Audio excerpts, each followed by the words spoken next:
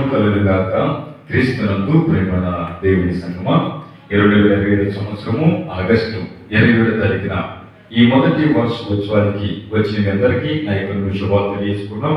2వ సమూయేలు గ్రంథము 6వ అధ్యాయము 11, 12 వచనాలు మనం ఒకసారి చదువుకుందాం. యెహోవా మందసము 3 నెలలు కెతీయుడకు ఓబేదేము ఇంటిలో ఉండగా యెహోవా ఓబేదేమును అతని ఇంటి వారందరినీ ఆశీర్వదించును. దేవుని మందస్సము ఉండటం వలన యెహోవా ఓబేదేము ఇంటి వారిని అతనికి కలిగిన దాన్ని అంతటిని ఆశీర్వదించుచున్నాడు. ఆమేన్, హల్లెలూయా. ఈ లేఖన భాగాన్ని గమనించినట్లయితే ఓబేదేము ఇంటిలో మందస్సము అనగా దేవుని సన్నిధి. అయితే ప్రార్థన ఆ గృహంలో ఉండటం వలన ఆ కుటుంబం దీవించబడుతుంది అని లేఖనములు చాలా స్పష్టంగా మనం గమనిస్తున్నాం. గల కారణం ఏంటంటే దావీదు కన్నా ముందుగా ఓబేదేము ఇంట్లో మందస్సము ఉండటం వల్ల దావీదు చూసి ఏమంటాడంటే నాకు కూడా నా ఇంట్లో కూడా ఉండాలి అని కోరుకుంటాడు.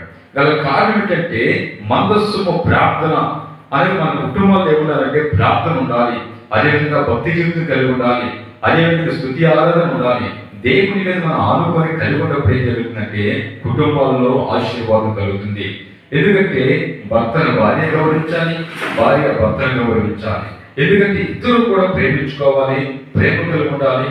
కుటుంబానికి మాదిరికరంగా ఉన్నప్పుడు కుటుంబం ఆశీర్వించబడుతుంది. మొదటి కుటుంబమైన ఆదాము అవ్వ కుటుంబాన్ని దేవుడు ఏం చేశాడంటే వారిని ఆశీర్వదించి మీరు ఫలించండి, అభివృద్ధి చెందాలని దేవుడు దీవించాడు. ఎంతో గొప్ప విషయం అంటే ప్రతి కుటుంబము ఆశీర్వాదకరంగా ఉండాలి. వ్యాపారంలో ఆశీర్వించబడాలి, ఉద్యోగంలో ఆశీర్వించబడాలి, గర్భఫలంలో ఆశీర్వించబడాలి, భూఫలంలో దీవించబడాలి.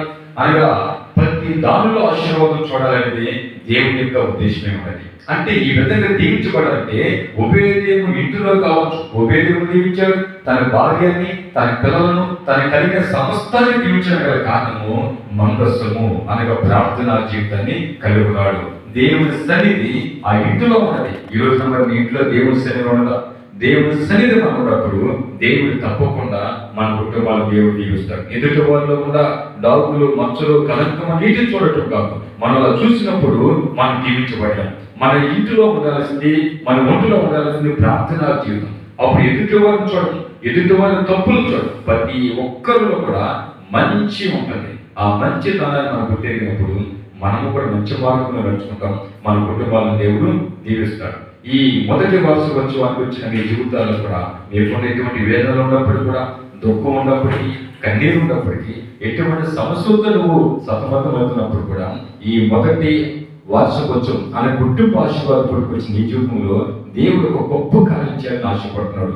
జకర్యా గ్రంథం 9వ అధ్యాయం 12వ వచనంలో 2 మేలు మీకు కలుగచేయాలని మీ కుటుంబాల పక్షాన్ని దేవుడు ఒక వాగ్దానంగా దేవుడు కలుగుతున్నాడు.